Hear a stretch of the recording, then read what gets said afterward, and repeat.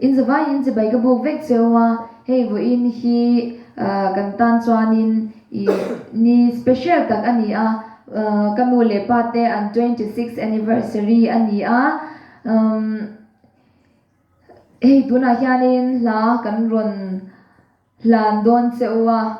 pathian fakna hla lalpa ngak ro ti hla kan ron sadona chumi ma in introduction kan nei photanga kan chung kwa min la shekem lautan heta mi hi kapa lal roza maral te ani a kabula mi hi kanu mal som twangi anya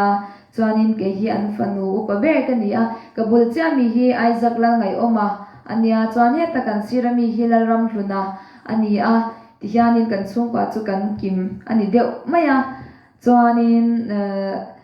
voina hianin lom tur pahnih kan neya kanu le pate anniversary ani mai baka ka YouTube channel a 27k subscriber kan nei tin lomna ani ve ngal bok dona ka channel te min lo subscribe saka min lo like sakchina wangin kalom ema in zawai chunga lom thu kan soinon le ani e pathian fakna hla lalpa ngak ro ti hla kan ran sa nge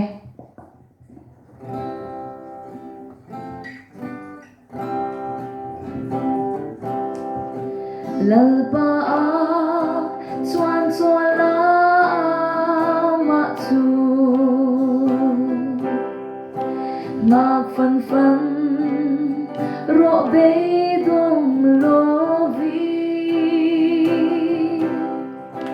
ti chuanin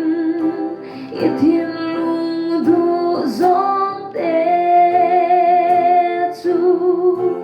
lalpa na bezelam se I om da tu zulal pa chunga ngad la ma churing la ti veka a thu tia ro pui taka chuan in ngad zelin imamo ape zelam che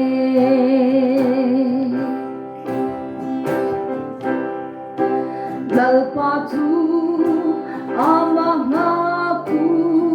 te ta acha ati thon ngai lo lalpa than dam na ro pui be se ya ma ven ven tu a tha ni I om da tu tu lalpa chunga nat la ma churing la ati veka a thu tiang ro pui taka chuan in ma zelin ni mamo a pe zelang che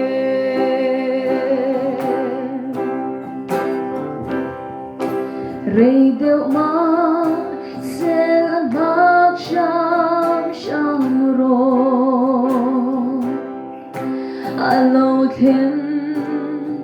ngei don avani lalpa chu atlai ve ngai lova sin a hun tak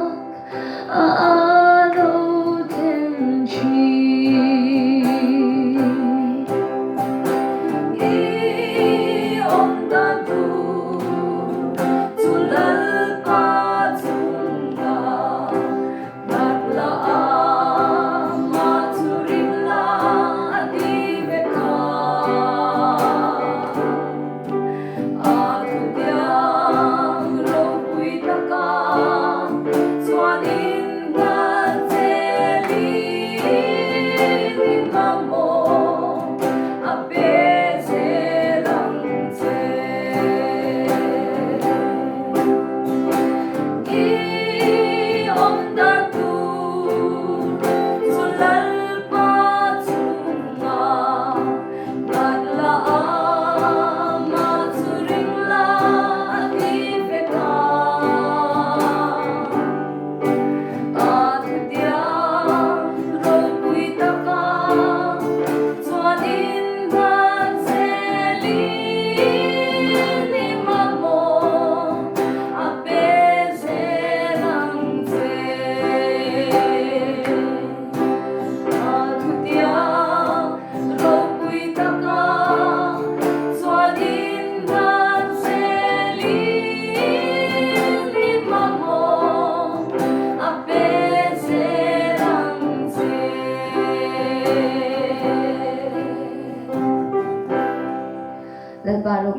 se kan no me